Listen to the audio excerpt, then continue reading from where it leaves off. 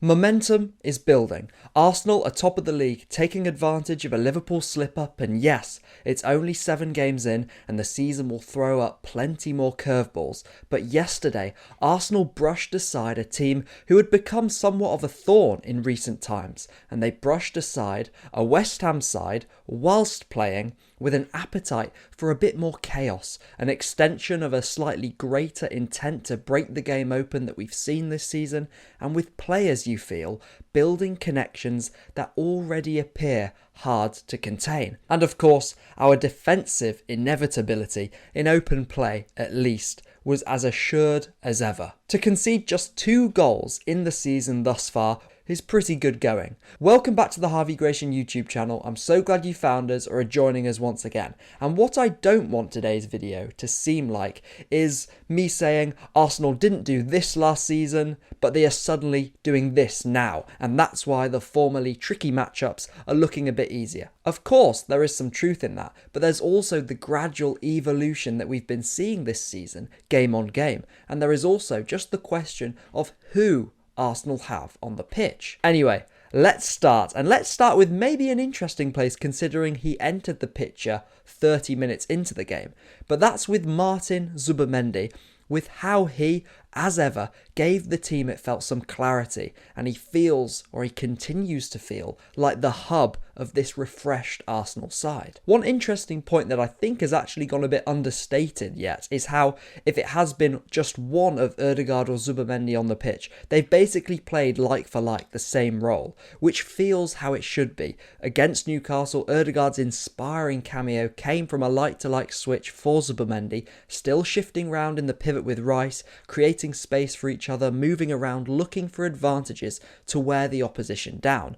We hope Ødegaard's injury isn't too serious, but in Zubimendi, who I thought was going to have a nice rest against West Ham, we have a special footballer. This sequence was one that constantly hurt West Ham for us, but their off-ball work certainly didn't help them in this regard. First, it was Rice who did the damage. Somerville jumps onto Timber without the other dominoes in the West Ham off-ball setup backing him up.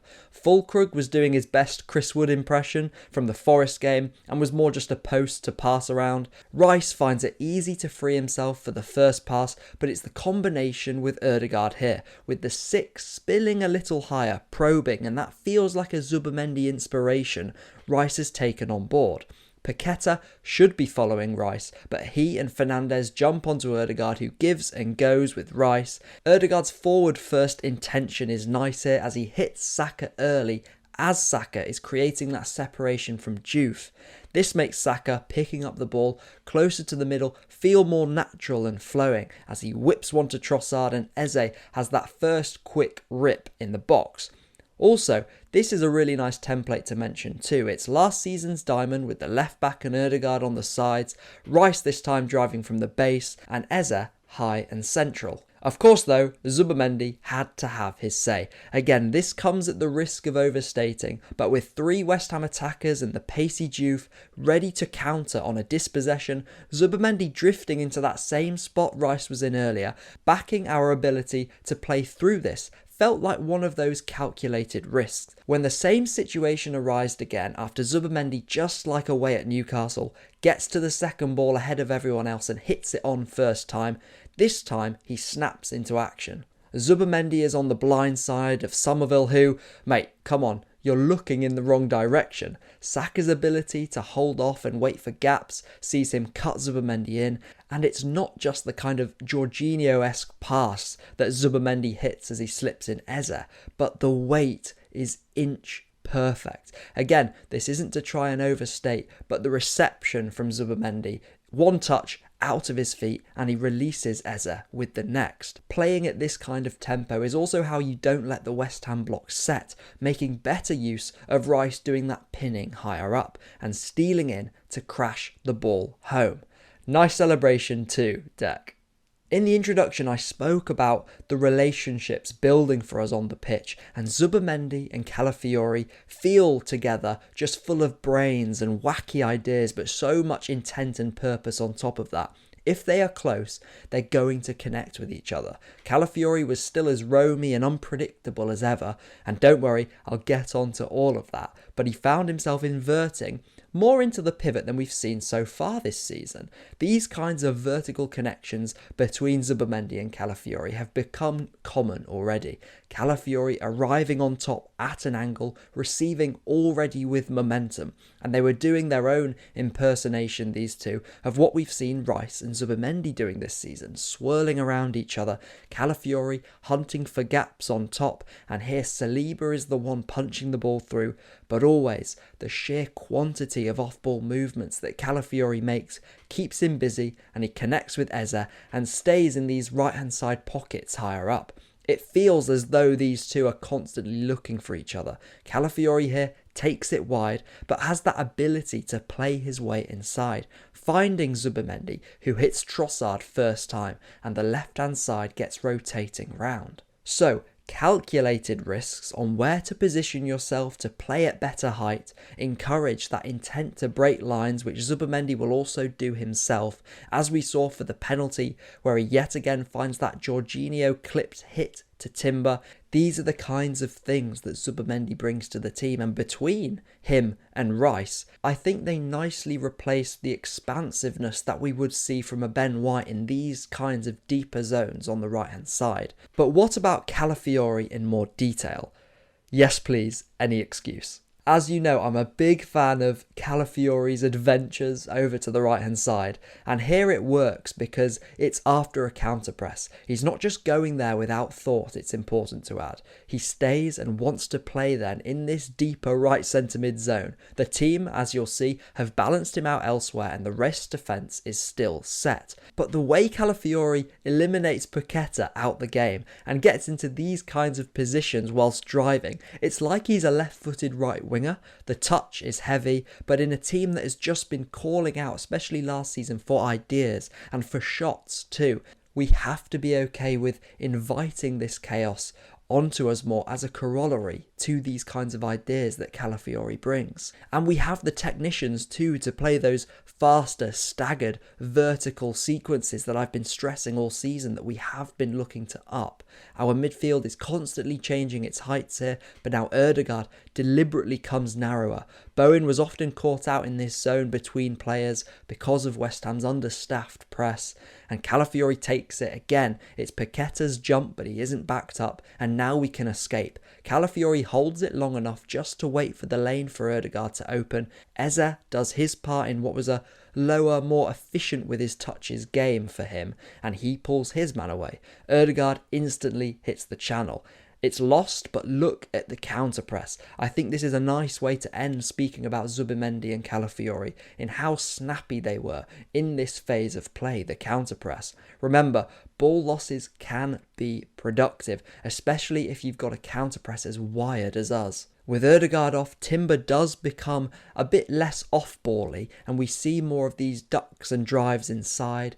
Here he risks the central pass and we swarm. Trossard tries another pass through the block and we collapse again on West Ham, with Timber and Rice snapping in, and it's Calafiori using his first touch to break the lines, and now we can move it side to side whilst the back line is still stretched. If Eze gets it more in these zones, that's only a positive. On this occasion the pass to Saka is overhit, but it's how quickly the ball is moved that is a real positive. The timing and the angles to Calafiori's tackles and approaches defensively, yes, they still need to be improved, but this guy is someone you want affecting games in that bubbly, infectious, weird way. So I've spoken about some of the tactical ideas from Arteta, how Zubimendi literally feels pivotal, and how his connection with Calafiori for these types of matches feels so important.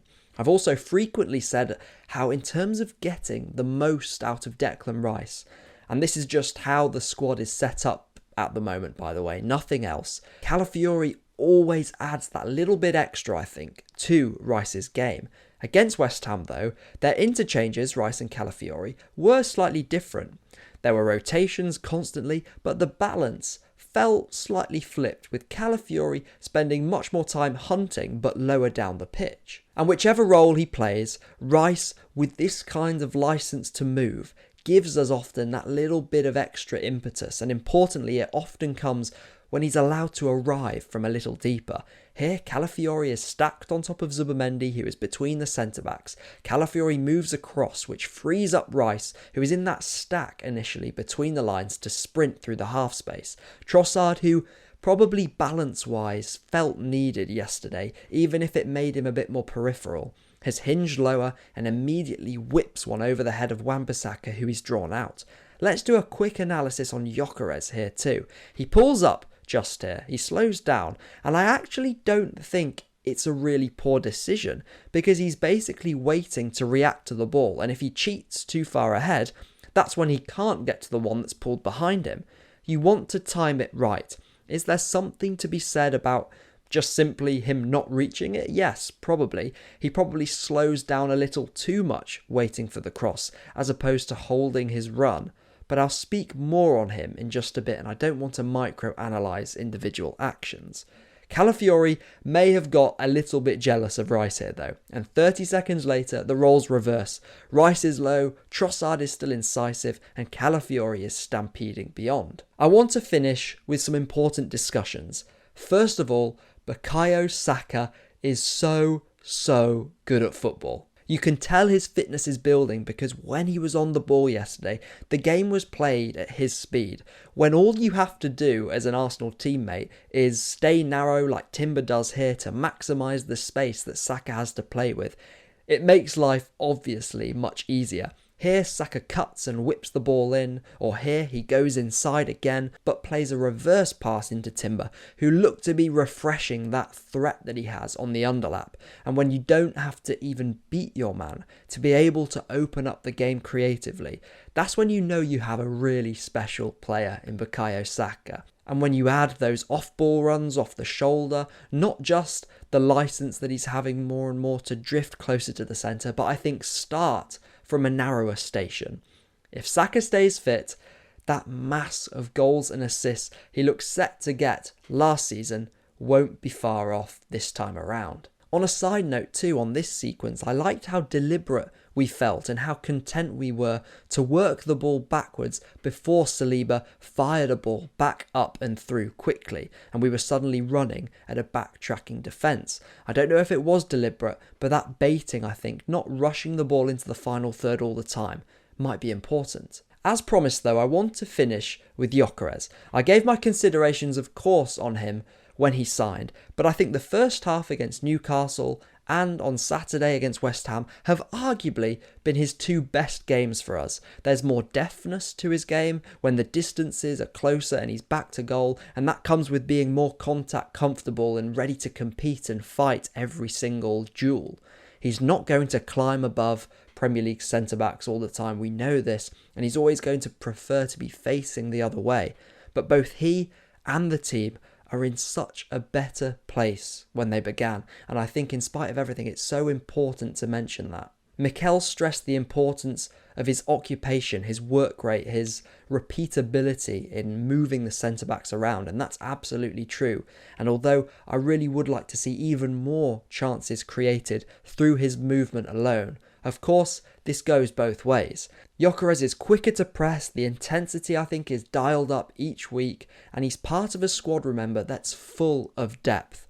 Even if we would like one more star-studded attacker if we were being picky. I'll leave the rest of my thoughts on Gyokeres and his Arsenal career so far for a dedicated video a bit later, but Arsenal and Gyokeres are moving in the right direction. It was a weekend where results fell kindly once again, and as I hope this analysis has shown you, this is a team and a group becoming more comfortable with the demands, I believe.